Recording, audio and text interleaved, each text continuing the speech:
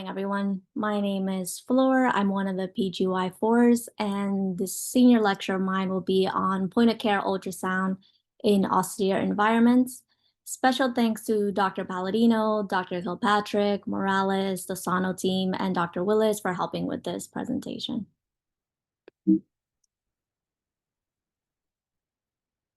Is it moving? Yes. Okay. So there is a disclosure. This is a bit biased because this presentation is brought to you by a future ultrasound fellow. And so to begin, imagine you're stuck in a deserted island. What would you bring?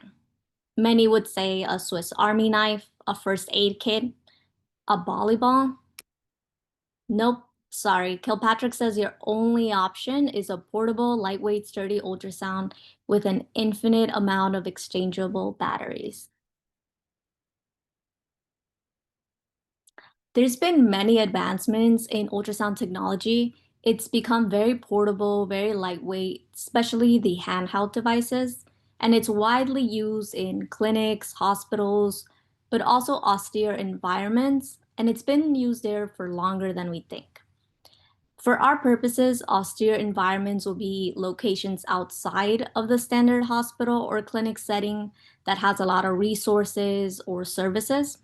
There'll be areas that face extreme temperatures or are in remote locations, such as the military field, high altitude settings, space, Antarctica, or even the Amazon, to name a few.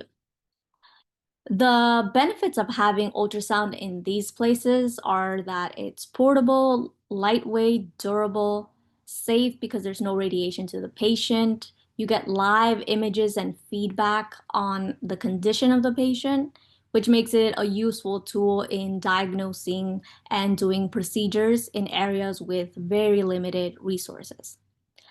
The cons are that maybe the ultrasound won't work well in extreme environments, or if it's exposed to rain or sand, that there may be battery issues or a limited or lack of ultrasound expert on hand.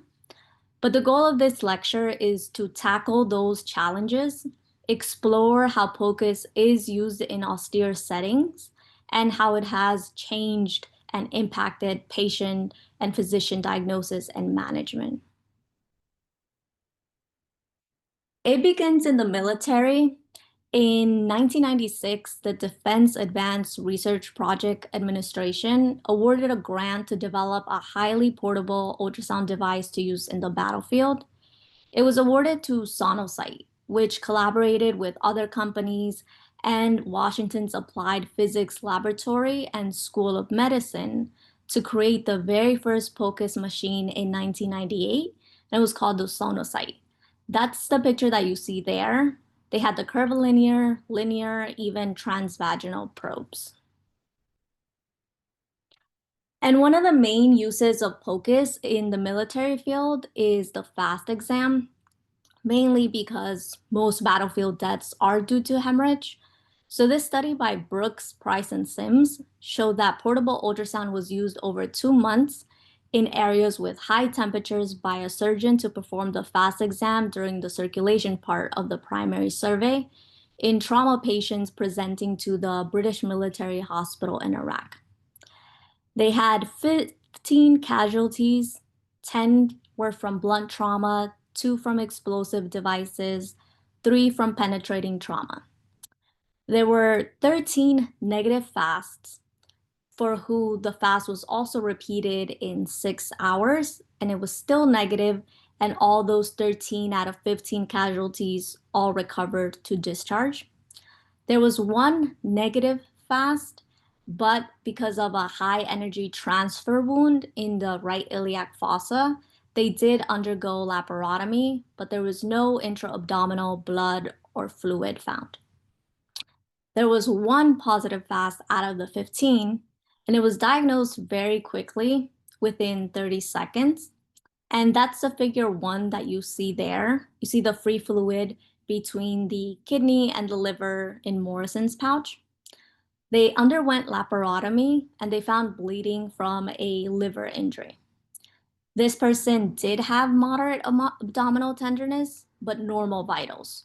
So ultrasound is useful in identifying occult blood loss in trauma patients, especially if they're young patients who have a physiological reserve that may not correspond to any vital sign changes until they're in their late stages of shock. And Dr. Palladino has personal experience where he's used FAST with helping with triage. When evacuating them, there's not enough space in the helicopters, so those with positive FAST go first. There's also been case reports of diagnosing ruptured ectopic pregnancies in a field hospital with just portable ultrasound very quickly, within 5 minutes. And they marked on the notion that ultrasound was easy to use, reliable, despite being exposed to the heat, the wind, sand, and that it worked very well in the field hospital and during transport. On the screen, you'll see the left-hand side, the ectopic pregnancy by the left ovary, and on the right, the sonocyte with the transvaginal probe. And as you can imagine, it may be difficult to hear any decreased breath sounds to diagnose a pneumothorax in a battlefield. And up to this day, there is mandated needle decompression for anyone with suspected pneumothorax. So ultrasound has been used to prevent any unnecessary needle decompression if there's no signs of pneumothorax. On the other hand, if you find a pneumothorax, even if it's small, they might benefit from thoracostomy to prevent any in-flight decompensation. And X-ray is usually not going to be available in these austere environments. So POCUS has been used in many military operations to diagnose extremity fractures. In the first study, also by Brooks, Sims, Ward, and Hand, at a military battalion aid station, there were 44 soldiers who had POCUS for suspected fractures. 12 of them were evacuated to get X-ray, and 10 out of those 12 had true fracture on X-ray. 32 out of the 44 had a negative POCUS for fracture, but they were still splinted and followed up in 72 hours. 4 of them continued to be symptomatic, but their X-rays were negative for any fracture. So all in all, the sensitivity and specificity was very good for this study. A lot of the studies in POCUS and austere environments you'll see has very small sample size and many case reports. But the point I'm trying to get across is that there is many applications of POCUS in austere settings, especially because you won't have an X-ray or a CT. And you're going to have to answer some difficult questions of like who to evacuate. And ultrasound can help you answer those questions more accurately. And if you do have a fracture in the field, you can reduce it and use ultrasound after to see if you reduced it accurately. Moving on to space, ultrasound has been in the International Space Station since 1982, mainly to study the effects of microgravity on human health. X-ray, CT, MRI, they're too large, they're too heavy and costly to transport to space, so they have a portable ultrasound like you see in the screen. And there's a crew medical officer that learns basic ultrasound before going into space via the Advanced Diagnostic Ultrasound in Microgravity Educational Program that consists of learning through cue cards and several hours training course. And they found to be more than 90% accuracy when they do the scans. But the most effective combination has been that training, that educational program, as well as having a remote expert guide you from Earth, from here, and connect to space. And we'll talk about cases where in austere settings, they use tele-ultrasound to bring the expert on site, and we'll see many examples of that. In the picture, you'll also see how ultrasound is used to study any changes in MSK anatomy from microgravity. and it was done by telemedicine between remote sonologists and astronauts to look for any rotator cuff injuries. And it only took 15 minutes. Another interesting thing I found was that they don't use ultrasound gel in space, they use water. Because the microgravity, the water surface tension, causes it to stick to any surface, so it just sticks to the probe. And it's an excellent medium for the ultrasound sound waves. And if you're gonna do a fast in space, the free fluid may not be in the usual places like Morrison's pouch. Because in space, fluid is not subjected to gravity, the free fluid may show up simply as a fluid bubble under the umbilicus. So something to keep in mind. There's also a lot of studies on optic nerve sheath diameter in space. It's used as a marker for elevated ICP. Anything greater than 5 millimeters correlates with a high ICP. There's also a high incidence of foreign bodies in the eye in space from exposures within the space capsule or orbit, and that makes ultrasound a very useful device there.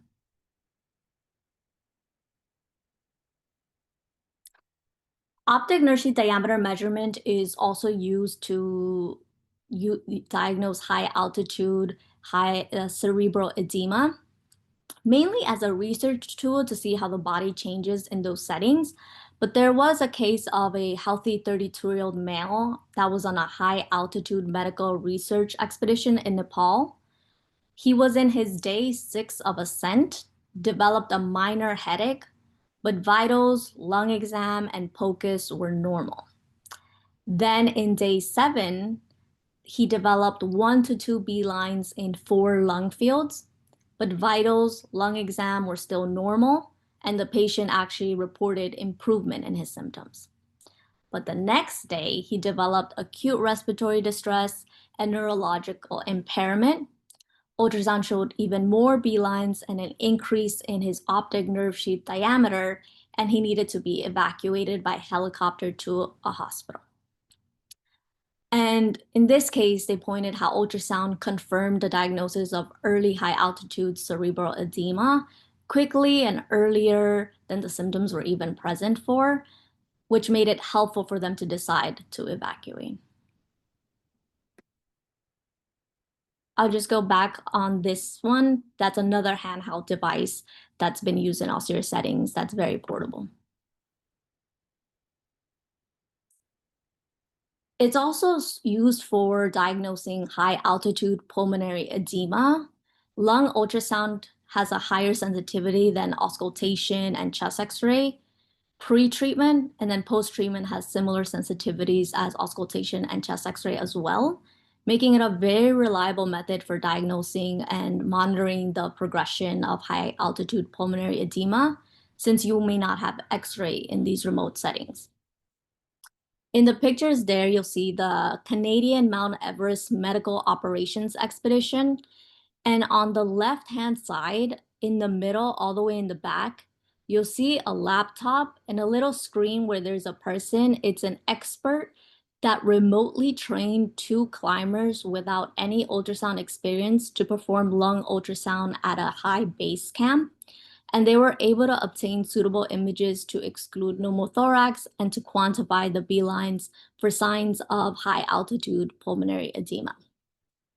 And some tips they give if you're going to do this is to sleep with the cold batteries, soak the transducers in warm water to keep them functioning well, and to use solid memory drives with no moving parts over the spinning hard drives, because the spinning hard drives, the moving pieces may cause more machine failures. And on the picture on the right-hand side, on the top labeled A, they used light portable solar arrays to recharge the batteries when they were there. There's also POCUS in Antarctica. They used remote telementored ultrasound, also known as teleultrasound. The McMurdo Research Station functions as at the level of a rural community hospital in the ED hospital. And they had a case where there was a physician who had basic ultrasound training, and they were guided by a cardiology team in Texas via video conferencing to obtain echo images. And that helped confirm the diagnosis of pericarditis with pericardial effusion. And they also used ultrasound to monitor the progression. They saw that the effusion was resolving, so there was no need for evacuation, and the patient was able to be medically managed in Antarctica. There was a similar case at the same research station the summer before, when the teleecho ultrasound system was not operational yet. And in that case, they had to evacuate the patient for further care. So now with this system in place now, they have more confidence in their ability to manage maybe more serious medical conditions there at the site without having to necessarily evacuate.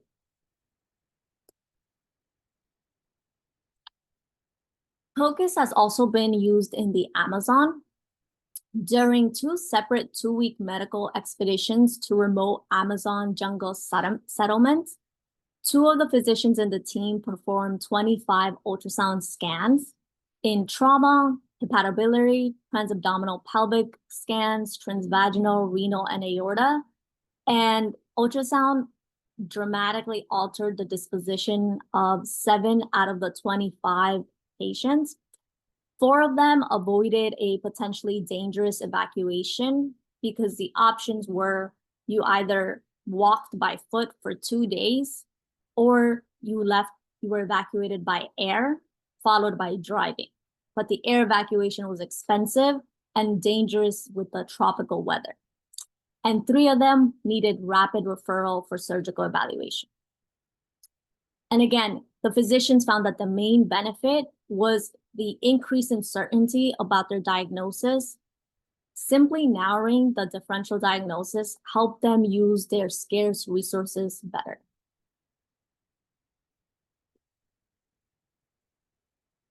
And you may not have electricity, so you can use a battery-operated portable ultrasound.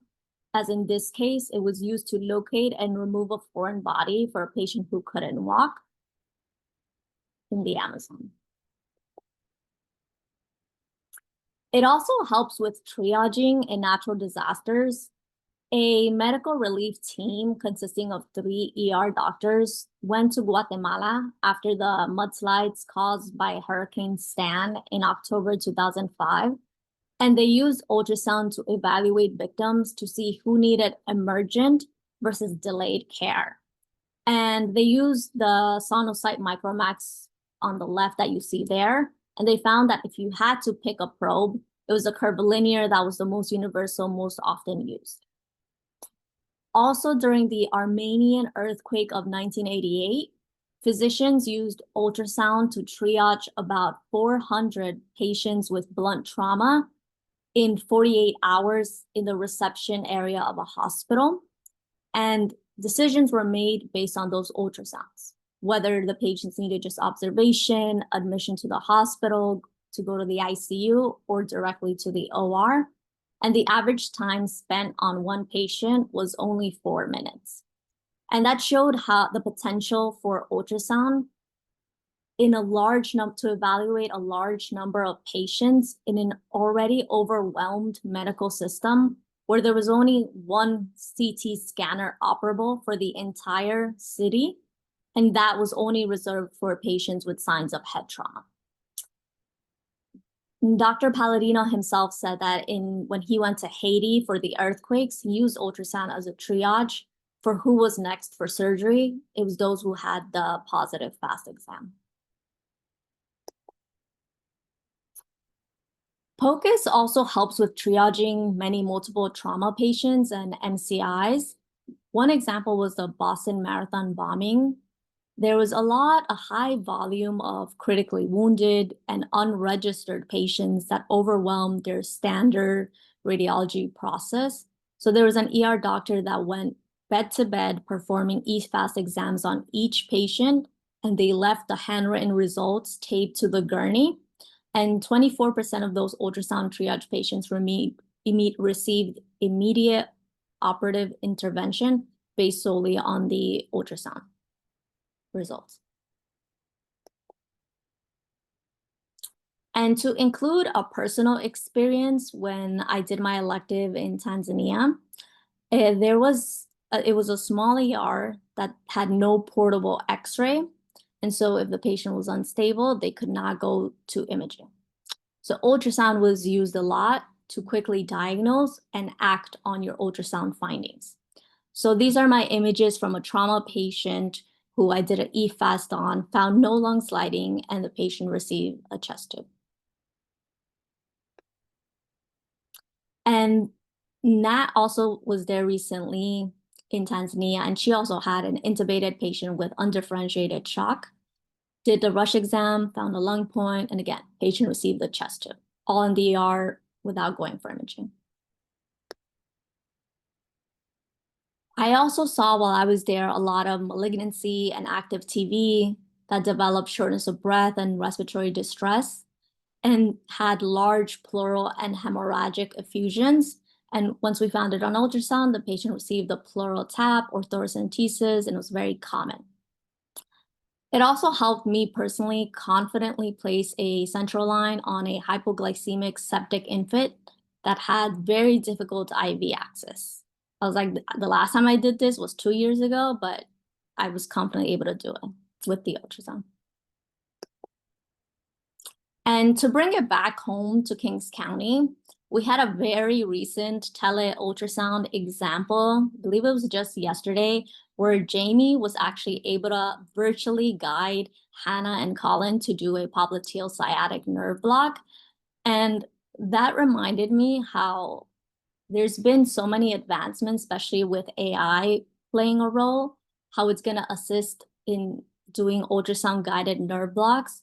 When we went to our MIMO nerve block camp recently, they already had the technology in place and they were showing us how it could accurately identify the nerves. And as you can see in the image there, that's how it showed up. It was identified in a yellow highlight color and it looked pretty accurate, but they're still working on the algorithm. So in conclusion, whether you're in a mountaintop, on the battlefield, or in the jungle, the common limiting factor is the lack of diagnostic equipment, and that's where ultrasound comes in. It has been used in austere settings for a long time. It increases diagnostic accuracy, and whenever I use the ultrasound, I use it to answer a specific question. And so in these settings, the questions are how to triage, who needs immediate intervention or immediate procedure, and who needs evacuation versus who can I manage here on site without needing to evacuate. And that's important when you have few resources. There's also a role for tele-ultrasound to connect the ultrasound experts to these remote areas. And there's so many applications of using ultrasound in austere environments. But more importantly, I hope you see that it does change patient care. These are my resources.